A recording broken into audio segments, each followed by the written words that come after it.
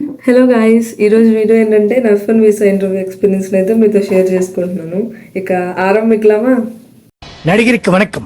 ఏంటో తమిళ్లో విష్ చేస్తుంది అనుకుంటున్నారా? నా వీసా అండ్ బయోమెట్రిక్ చెన్నైలో అయిందండి, అందుకే అలా విష్ చేశాను.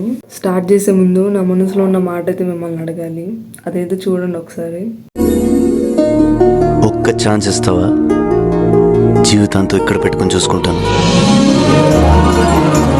మరో ఛాన్స్ ఇస్తారా నాకు? ఇచ్చే పని అయితే సబ్స్క్రైబ్ చేయండి. ఇంకా విషయానికి వస్తే నా వీసా అపాయింట్మెంట్ వచ్చేసరికి November 17th అండ్ బయోమెట్రిక్స్ అయితే November 13th అండి. ఇంకా రెండింటికైతే 3 days గ్యాప్ అయితే ఉంది. మొత్తానికి 5 days అయితే స్టే చేయాల్సి వస్తుంది. సో ఇంకా హోటల్ అయితే ఎక్కువ కాస్ట్ అవుతుందని చెప్పి హాస్టల్లో ఉందని ఫిక్స్ అయ్యాను. ఇంకా November 12th అయితే వచ్చేసాను చెన్నైకి. ఇంకా అక్కడి నుంచి నుంగంబాకం, ఎందుకంటే బయోమెట్రిక్స్ నుంగంబాకంలో. ఇంకా నా అపాయింట్మెంట్ వచ్చేసరికి చెన్నై కాన్సులేట్. సో రెండు ఒకే చోటు కాబట్టి రూమ్ మంచిగా తీసుకుందాం అనుకున్నాను. ఇంకా నుంగంబాకం రైల్వే స్టేషన్కి వచ్చి ఇంకా అక్కడి నుంచి ఒక్కదాన్ని వెతుక్కుంటున్నాను రూమ్స్ కోసం. నేను ఆటో కూడా ప్రిఫర్ చేయలేదు, ఎందుకంటే చెన్నైలో ఆటోస్ చాలా కాస్ట్ ఉంటాయి. వాళ్ళు జస్ట్ ఇక్కడి నుంచి అక్కడికి వెళ్దామన్నా కూడా ఇంకా ఆస్తులు అడిగేస్తారు వాళ్ళు. ఇంక నేను ఒక్కదాన్ని నడుచుకుంటా గూగుల్ మ్యాప్స్ వెతుక్కుంటూ రూమ్స్ అయితే వెతుక్కున్నాను. ఇంకా అలా కొన్ని రూమ్స్ అయితేనేమో మేము డేస్కి ఇవ్వమంటున్నారు, కొన్ని ఏమో ఎక్కువ కాస్ట్ చెప్తున్నారు, లైక్ 400-500 per day. ఇంకా చివరికి నుంగంబాకంకి లైక్ బయోమెట్రిక్స్ అండ్ చెన్నై కాన్సులేట్కి మధ్యలో అయితే ఒక రూమ్ దొరికింది హాస్టల్, అదేమో 350 per day అనమాట. ఇంకా అక్కడైతే తీసేసుకున్నాను. బట్ రూమ్ వైజ్కి అయితే నాకైతే అస్సలు నచ్చలేదు. ఇంకా తప్పదు కదా, లో కాస్ట్కి మంచి రూమ్ అంటే దొరకదు చెన్నైలో. ఇంకా అలా తీసేసుకొని 5 days per day కడతానని చెప్పాను. ఇంకా ఆ తర్వాత బయోమెట్రిక్స్కి అయితే పీస్ఫుల్గా అయిపోయింది. సో 14th and 15th అయితే మా ఫ్రెండ్స్ ఇంటర్వ్యూ ఉంది, వాళ్ళైతే ఇంకా 13th వచ్చేసారు. ఇంకా మా హాస్టల్లోనే వాళ్ళకి రూమ్ కూడా సెట్ చేశాను. సో వీసా స్లాట్ కూడా నేనే బుక్ చేసుకున్నానండి. ఇంకా అప్పటి నుంచి స్టార్ట్ అయింది గోల మాత్రం. ఫ్రెండ్స్ కానీ రిలేటివ్స్ కానీ ఇంకా కన్సల్టెన్సీ వాళ్ళు కూడా అసలు చెన్నై ఎందుకు చేసుకున్నావు అది ఇది అని చెప్పి, అరే బాబు అసలు స్లాట్స్ లేవనుకుంటా ఉన్నాను నేను. ఓ పక్క వీళ్ళ గోల, అసలు వాళ్ళు చెప్పే మాటలకైతే ఓ పక్క ఏం భయం వేస్తుంది అండ్ ఇంకో పక్క అయితే నా మీద నాకు నమ్మకం ఉంది, ఏదో ఒకటి మన 100% అయితే ఇచ్చేద్దాం, మంచిగా ప్రిపేర్ అయ్యి వెళ్ళిపోదాం, ఇక మిగతా దేవుడేరుగా అన్నట్టు. ఇంకా అట్లానే మంచిగా నా పాటికి నేను ప్రిపేర్ అవుతూ ఉన్నాను. అండ్ అసలు ఈవెన్ నాకు భయపడతాను, టెన్షన్ పడ్డాను టైం కూడా లేదు, అట్లా ఉందన్నమాట నా పరిస్థితి.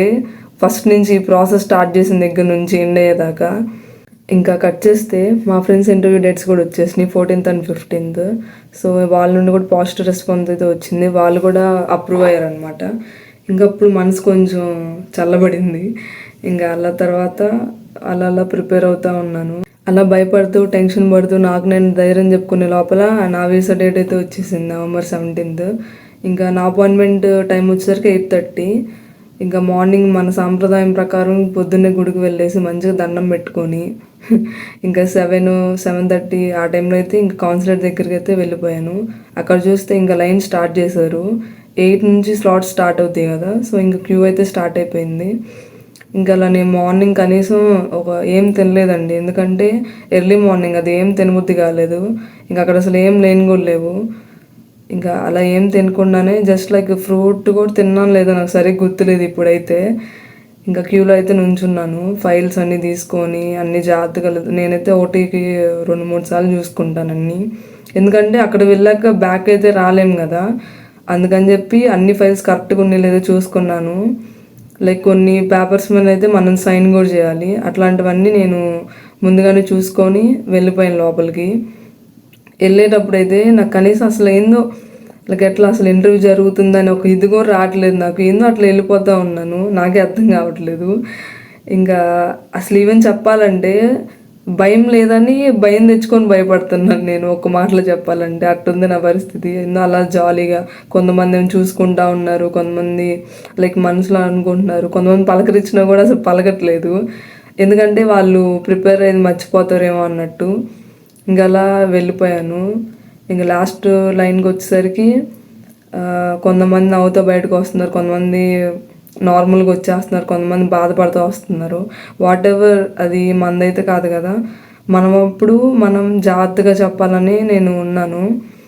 ఇంకా నేను ఏమైతే ప్రిపేర్ అయినా ఆయన మనసులో ఒకసారి అనుకుంటున్నాను. లైక్ ఇక్కడ మనం ఎంత ప్రిపేర్ అయినా సరే మనం చెప్పే ఫార్మాట్ ఉంటుంది కదా, అది చాలా ఇంపార్టెంట్ అండి. ఇంకా లైన్ మధ్యలో చూస్తుంటే రకరకాల వీసా వాళ్ళు అయితే కనిపించారు. లైక్ కొంతమంది డిపెండెంట్ వీసాలు, పేరెంట్స్ వాళ్ళందరూ, ఇంకా వాళ్ళతో ముచ్చట్లేస్తే కూర్చున్నాను.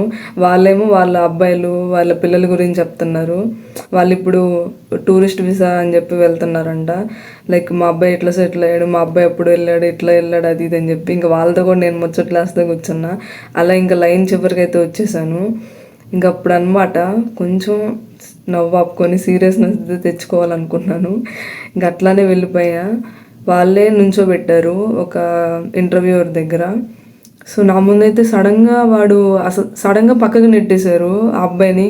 ఇంక నెక్స్ట్ నేనే అనమాట. అసలు ఒక్కసారి మైండ్ దొబ్బింది నాకు. సరేలే అని చెప్పి ఇంకా క్రాస్లో చూసుకుంటే రిజెక్షన్స్. ఒక కౌంటర్ దగ్గర అయితే అన్ని రిజెక్షన్సే పడుతున్నాయి. ఎందుకంటే వాళ్ళందరూ లైక్ H1 వీసాలంట, అన్నీ అట్లా పడుతున్నాయి. కొంతమంది ఏమో పక్కన వీసా వాళ్ళ క్వశ్చన్స్ కానీ వినిపిస్తూ ఉన్నాయి. నాకు రోజులో చెప్పే కదా రిజెక్షన్ అని చెప్పి. నేను అబ్బాయిది విన్నాను. లైక్ ఆన్సర్ ఫార్మాట్ కూడా ఆన్సర్ కానీ కరెక్ట్గా చెప్పట్లేదు అడిగిన దానికి. మేబీ ఇంకా అందువల్ల రిజెక్ట్ అయి ఉండొచ్చు తనదైతే.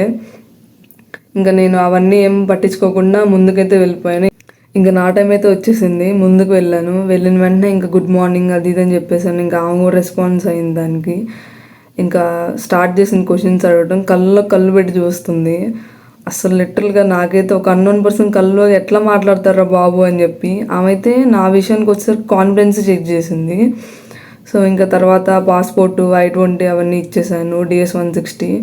సో ఇంకా క్వశ్చన్స్ అడగడం అయితే స్టార్ట్ చేసింది. నన్నైతే దాదాపు ఒక 7 క్వశ్చన్స్ దాకా అడిగింది. ఫస్ట్ అయితే యాజ్ యూజువల్గా what's the purpose of USA చెప్పాను. తర్వాత ఇంకా హౌ మెనీ యూనివర్సిటీస్ అడ్మిట్స్ అని అడిగింది, చెప్పాను. తర్వాత వై దిస్ యూనివర్సిటీ అని అడిగింది, చెప్పాను. బాగానే ఉంది అంతా. ఇక్కడే అనమాట కనెక్టింగ్ క్వశ్చన్ అయితే వేసింది నాకు. So when did you graduate అని అడిగింది. నేను 2023 అని చెప్పాను. ఆమెకి సరిగ్గా వినిపించలేదేమో. ఇంకా అప్పటి నుంచి ఏం చేస్తున్నాను అడిగింది. సారీ ఆఫీసర్, ఇట్లా నేను 2023లో గ్రాడ్యుయేట్ అయినంటే then why do want to study masters అని అడిగింది. ఇంకా అసలు నేనైతే ఎక్స్పెక్ట్ చేయలేదన్నమాట క్వశ్చన్. కానీ నేను ఈ ఇంటర్వ్యూ ప్రాక్టీస్ అయ్యేటప్పుడు మాత్రం ఈ క్వశ్చన్ నన్ను ఒకళ్ళు అడిగారు. అండ్ నేను తర్వాత రాసుకున్నాను. ఆన్సర్ చెప్తే అది కరెక్ట్ కాదన్నారు. అలా 2-3 ఆన్సర్స్ రాసుకున్నాను. తర్వాత ఒకటి ఫైనలైజ్ అయ్యి ఇంకా అది ప్రిపేర్ అనమాట. అసలు ఏంటో అది కనెక్టింగ్ క్వశ్చన్ లాగా వచ్చేసింది ఆ క్వశ్చన్. ఇంకా మొత్తానికి ఎటు నేను చూసుకున్నా కాబట్టి చెప్పాను, అది కూడా బాగానే ఉంది. తర్వాత ఇంకా లోన్ సంగతి అడిగింది, చెప్పాను. అంత సస్పెన్స్ తర్వాత గోల్డెన్ వర్డ్స్ అయితే చెప్పేసింది లాస్ట్కి. అదే అనమాట, you will get your passport with in 1 week అని. ఇంకంతే సైలెంట్గా వెనక దిగి కూడా చూడకుండా వచ్చేసా. అలా నన్ను మొత్తం 7 క్వశ్చన్స్ దాకా అయితే అడిగింది. అసలు ఆన్సర్స్ చెప్పేటప్పుడు ఆమె అయితే కళ్ళు పెట్టి చూస్తుంది. ఎందుకు అలా, నాకైతే అలా కొత్తలతో మాట్లాడడం ఇబ్బంది కదా ఎవరికైనా. ఇంకా అలానే ఓ పక్కేం తడబడుతుంది, కానీ అది నేను బయటకు చూపించుకోకుండా అల్లుకుండా పోతున్నాను ఆన్సర్స్ని.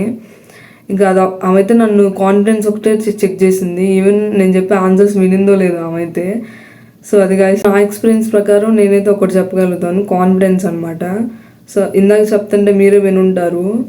ఆమె నా కళ్ళు పెట్టి చూస్తుంది నేను జెన్యున్ పర్సనా కాదా అని చెప్పి. అండ్ మాటల్లో కూడా ఈవెన్ నా ఆన్సర్స్ కరెక్టో రాంగ్ అది సెకండరీ. మనం చెప్పేది కాన్ఫిడెంట్గా చెప్తున్నామా లేదా అదొక్కటే చూసింది ఆమె అయితే నా విషయంలో. సో నేను కూడా మీకు చెప్పేది అదే, కాన్ఫిడెంట్గా ఉండండి. సో బీ కాన్ఫిడెంట్ అనమాట ఇంటర్వ్యూ అప్పుడు. అసలు మీరైతే దేనికి భయపడొద్దు. రిజెక్షన్ జరుగుతూ ఉంటే అవంతా ఓకే, ఏం పర్లేదు. బట్ మనకి ఇంకా ఛాన్సెస్ ఉన్నాయి కదా, తర్వాత రిజెక్ట్ అయినా కూడా మనం మళ్ళీ అప్లై చేసుకోవచ్చు. బట్ టిప్స్ అన్నీ ఫాలో అవుతూ ఉండండి. ఇక్కడ కామెడీ ఏంటంటే మా ఫ్రెండ్కి నాకు ఒకళ్ళే అనమాట ఇంటర్వ్యూ చేసింది.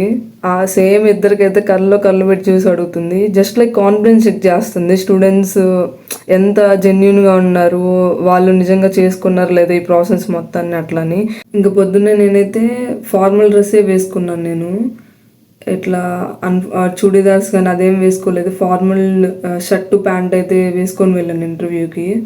అదనమాట. ఇంకా ఇంకో విషయం అండి, ఇంటర్వ్యూ స్లాట్ టైం కంటే మీరు ఒక 1.5 hour కానీ 2 hours ముందు కానీ వెళ్ళండి. ఎందుకంటే మీకే బెనిఫిట్. నాది వచ్చేసరికి 8:30 కదా, నేను 7:37కే వెళ్ళాను.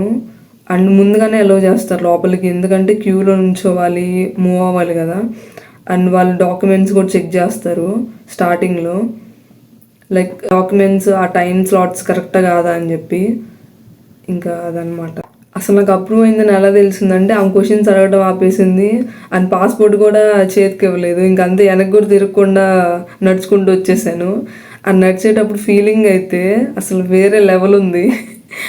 అసలు నాకు ఇది నిజంగా నాకేనా అని చెప్పి. ఇంక తర్వాత వచ్చి పేరెంట్స్కి రిలేటివ్స్కి కాల్ అయితే చేశాను.